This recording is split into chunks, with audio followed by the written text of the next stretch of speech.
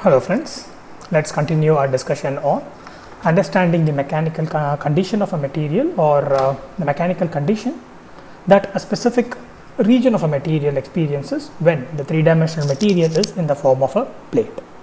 So in the part 1 of this lecture we saw that when you adapt the consideration or the generalized description of the mechanical condition in a three-dimensional setup experiencing triaxial loading, we were able to reduce the number of components, and we were able to show that just by virtue of 3 components you would be able to describe the mechanical condition experienced by a region within a three-dimensional plate experiencing triaxial loading.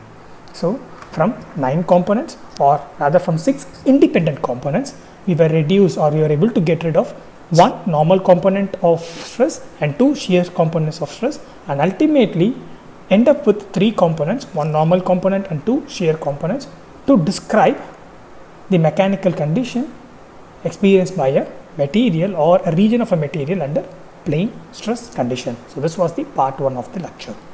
Now let us focus on the plane stress condition and try to describe the condition experienced or describe the stress experienced by a region of the material. So far everything has been generalized.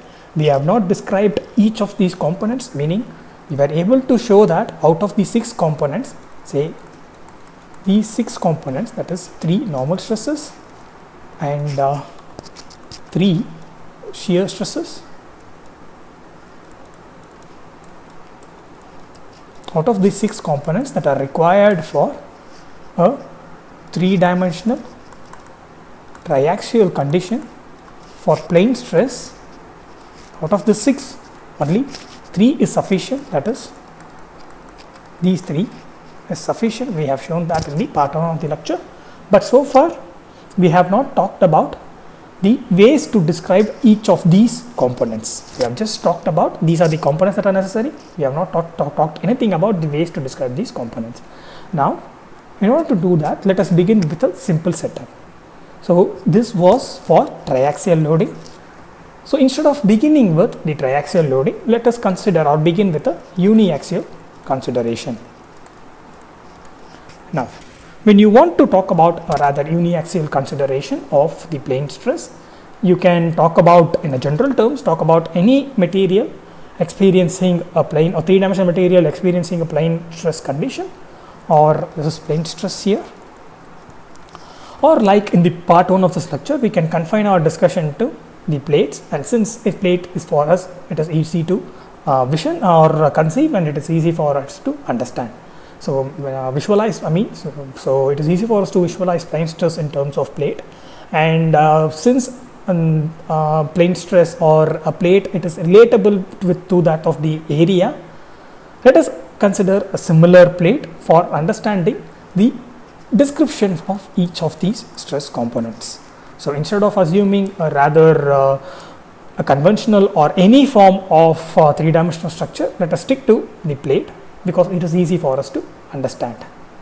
Now when we talked about plate for this frame of reference, that is rather Z, X and Y axis, where we talked about in this frame of reference, we saw and we had our plate described in such a way that the thickness of the plate was along the z-axis. When we had our plate described in this way, thickness of the plate along the z-axis, then we were able to show that any component of stresses that was along the z-axis can be ignored, and that is the reason why we were able to arrive at these 3 stress components of stresses. So we were able to show for this frame of reference, for this X, Y and Z frame of reference, when you have your plate in such a way that the thickness is along the Z-axis, any stress component that is acting along the Z-axis can be ignored or can be overlooked, because given that the area that is associated with the stress along the Z-axis is quite large, we can overlook it. So therefore we can, for this understanding, for the understanding or describing the components of each of the stresses, we can then consider the top view of the plate. the reason we are considering, or it is reasonable for us to consider just the top view alone, is because any stress that is acting along the z-axis is negligible, and that we have proven in the previous lecture. So that means we can just consider a plate which is something like this. So there is a plate and we are just considering its top view.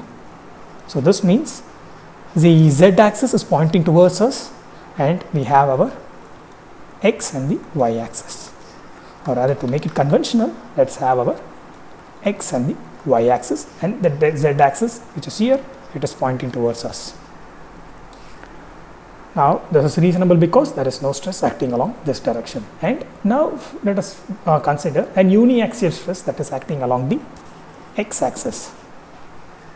Now it is easy for us now to relate this to the two-dimensional case that we have considered when we introduced the components of stresses, and we saw under this condition we were able to quantify the normal and the shear stress in case of the two-dimensional case. So this will give us a good starting point. Now similar to the two-dimensional case, let us assume a region that is inclined, like we assume for the two-dimensional case to understand the components of stresses. Let us assume a region that is inclined. Now the reason we consider a region that is inclined is because whenever you arrive at an expression for an inclined region, it is easy for us from that by describing the stress condition at that inclined region to relate it to any region, because by varying or by correspondingly varying the angular inclination, the angle of inclination, you can then describe the stress experienced by any region. So that is the reason why to get a generalized expression we consider an inclined region, something like this. And now if you could recollect, in the two-dimensional case we considered a normal from one of the points, that is A, and we quantified the angle of inclination. Now in this case, please remember that we are not just talking about a two-dimensional case, we are talking about a plate which it has a dimension, it has a thickness, and that thickness is pointing towards us.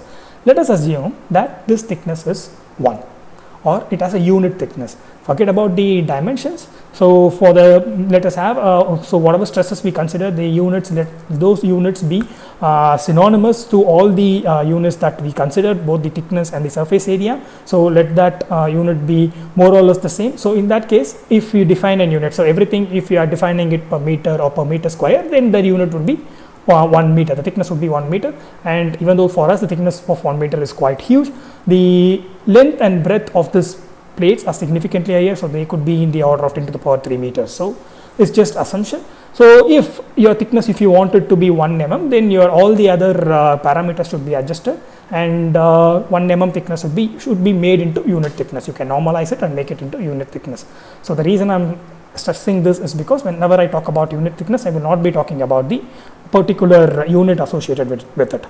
So mm or meter or centimeter, I will not be discussing about that. So unit thickness is just the value, the quantity is just 1. So whenever I want to talk about the area AB, then it would be AB into 1, and just the area AB would be AB. So area AB would be AB. So that is the reason why I consider an unit thickness. So whenever I talk about area AB, it's just AB. And this is really necessary because we are not talking about just a two-dimensional system like in the previous case. It's a plate, and this has a unit thickness, and this unit thickness is our assumption. Whatever may be the thickness of the plate, just to give you a real life setup, whatever may be the thickness of the plate, you can normalize your all the other dimension in such a way that that plate can be treated as a unit thickness. So it is possible. All you have to do is some numerical manipulation. So it is possible. It is not something unreasonable what we are doing. Whatever may be the thickness of the plate, you can do some manipulations and ensure that that thickness is a unit thickness.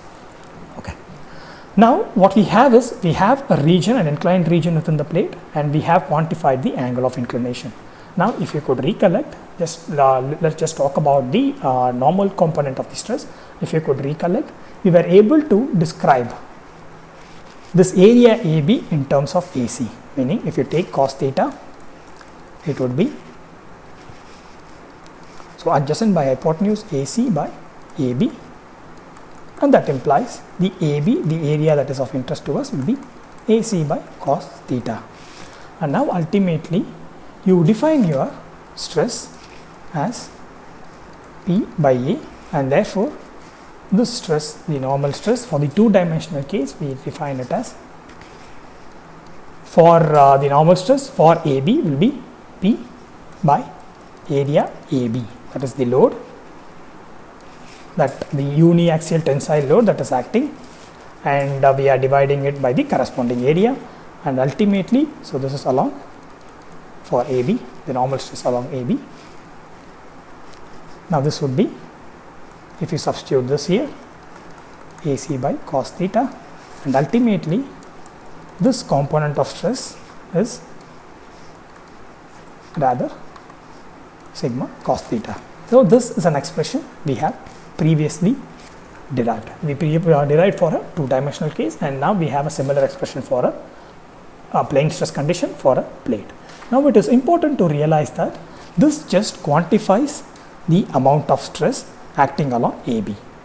So what we have done is, we have quantified the amount of stress, the stress that is acting in this direction, we have quantified the amount of stress that is acting in this direction for the region of interest AB. However, the direction still is dependent on this stress, the direction is dependent on this stress, and since this direction considers the area AC, which is this area here, that is perpendicular to the loading direction P, this area AC that we have considered to calculate the stress here.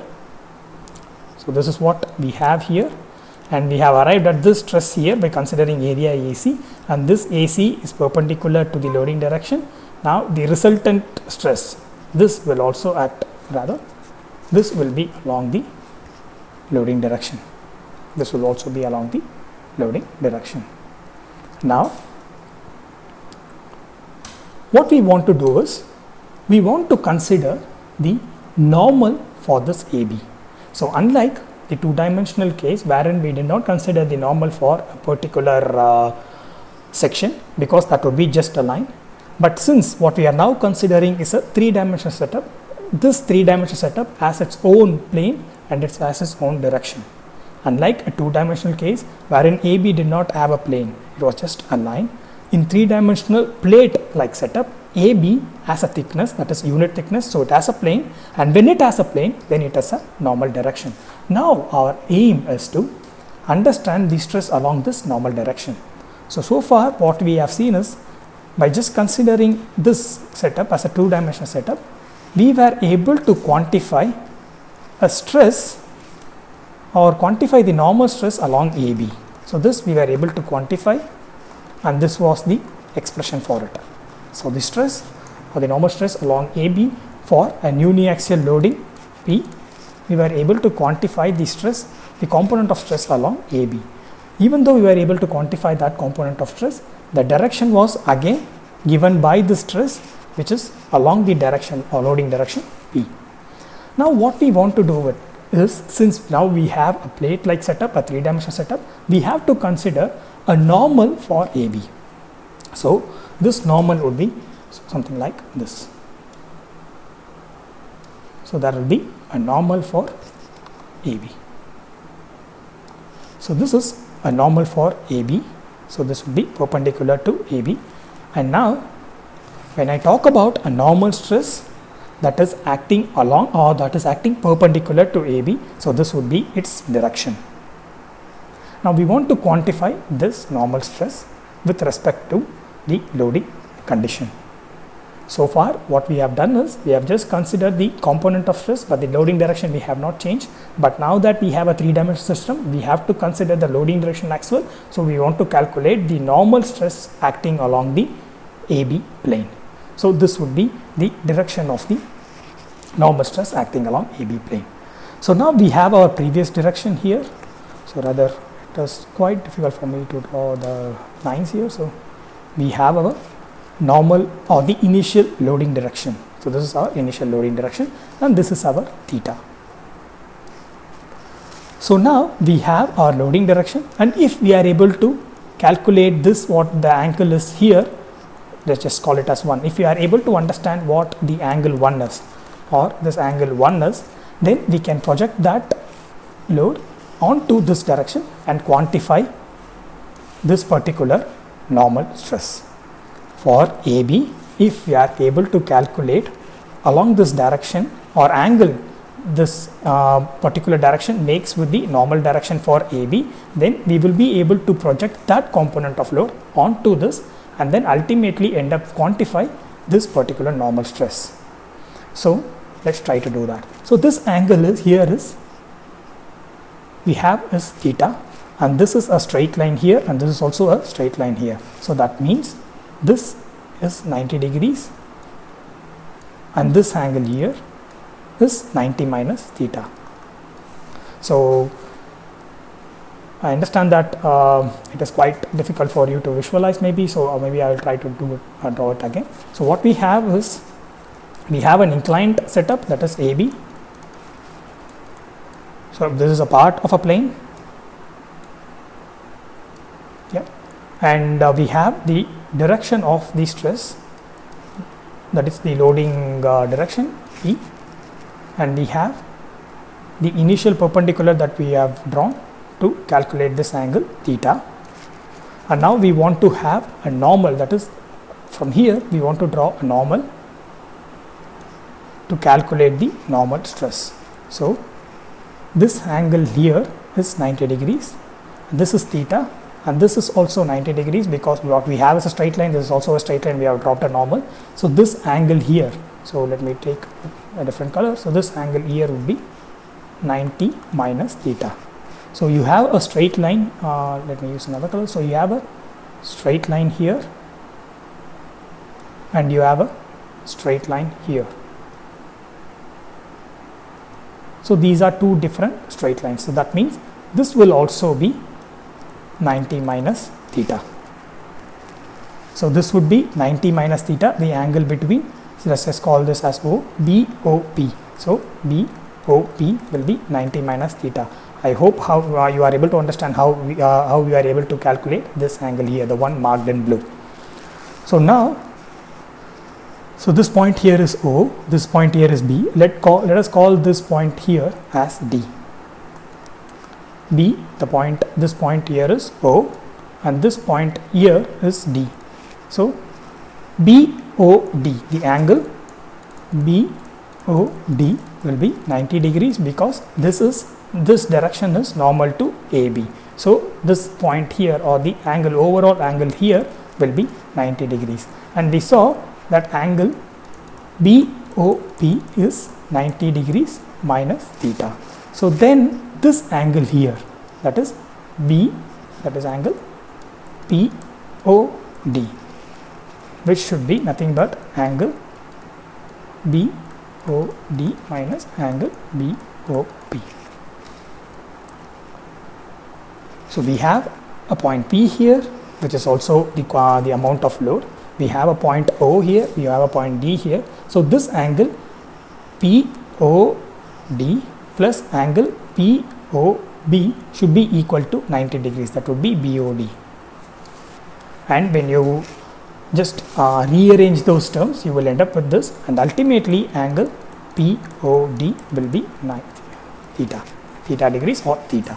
So this the only condition or the only numerical aspect that we introduced was when you have two straight line intersecting at a point, the angles at the opposite ends are equal. So that means the one marked in red, that is 90 degree, is equal to this one marked in blue, that is also 90 minus theta will also be equal to the one marked in blue, that is 90 minus theta. So that means angle BOP, it is 90 minus theta. Now we know BOD is 90 degrees because we have dropped a normal, and BOP is 90 minus theta. So that means POD will be theta. So now we have the angle between the loading direction and the direction that we want. So what we can do is, in order to quantify the load along the normal, we can just project this onto this. Now for AB, the load acting or the stress acting along the P direction, we have quantified it earlier. Again, for the inclined axis AB, the load or the stress acting along the P direction or acting along the loading direction, we have quantified it earlier, and that was sigma cos theta. This we have already quantified it. Now this we quantified it in the previous case, or this is where we have quantified it. This was the load, the component of load that was acting on AB along the loading direction. So this we quantified it. And now what we are trying to do is trying to project this onto the normal. So for AB, the stress for AB, the stress that is acting along P direction is sigma cos theta. So this is the stress that is for AB that is acting along the P direction, and that we want to project it onto the normal direction. So then the way to do it is, we have seen that to calculate the stress along the normal direction and to project it along the normal direction, it would be PAB cos of angle POD. So meaning, if you want to project this the load along this direction, that is P direction, onto the normal direction, then the way you would do it is the stress that is acting along the P direction, that is cos rather, the stress that is acting along the loading direction and cos theta. So this theta is here. You are projecting the load that is acting, the stress acting along the loading direction onto the normal direction. So ultimately what you would end up with is, we have already have an expression for sigma AB, and now we have cos theta that helps us project the stress along the loading direction onto the normal direction. So ultimately what you would end up with is, this would be, the normal stress would be sigma cos square theta, because this would be cos of this would be again theta, and this has already a cos theta. So both these two cos thetas combine and you end up with cos square theta. So ultimately, let me just give you a small reiteration. What we have done is, we were able to calculate the angle between the loading direction, one here, and the normal direction that we want. Now the component of stress acting along the loading direction with respect to AB was this sigma cos theta, and this sigma cos theta we want to project it onto the normal direction, and the angle between the loading direction and our desired normal direction is theta. This we arrived at by doing some arithmetics, and we were able to arrive at or calculate this theta, the angle between the loading direction and our desired direction. Now when you projected the stress that was acting along the loading direction for AB onto the normal direction, that means you have to include the cos of this theta here, and when you include an additional cos of this theta, you ultimately end up with an expression that is normal stress is equal to sigma cos square theta. So this is the way you would end up with calculating the normal stress acting along or in the direction perpendicular to AB. So the stress component that is acting in the direction perpendicular to AB, you quantified it like this for a plane stress condition. So now we have a component, we have a direction. Now if we want to talk about shear stress of the stress or the shear stress acting along AB. So let us first try to understand what would be the direction of the stress. So the direction of the shear stress, now we have calculated the normal stress component. Now we want to calculate the shear stress component acting with respect to AB. So the direction of the shear stress component will be along AB. By definition, the shear stress acts along the particular plane, and that plane that we have focused, or our whole entire derivation is focused on AB. So whenever we want to talk about, or when we want to calculate the shear components of this stress, then it will be along AB. So this would be something like this, and this is what we will try to calculate in the next lecture. So with this I would like to wind up, because I would want you to give some time to understand how we are able to achieve this angular relations between two different angles, and what essentially are we doing by providing direction along with the magnitude. What we are essentially doing by providing the direction. Now for that, what we have done is, we have calculated the stress component for AB along the loading direction, and then we have projected it onto our desired direction, and thereby you are able to get an expression, that is, you are able to include a cos theta, because this angle we calculated it to be theta, and ultimately we are able to arrive at an expression something like this. Now we want to arrive at a similar expression for the tangential or the shear components, now along with the direction. Now if you compare this with the previous case, we just consider this direction. We projected AB onto this C here in the previous two-dimensional case, and we express the shear component in that way.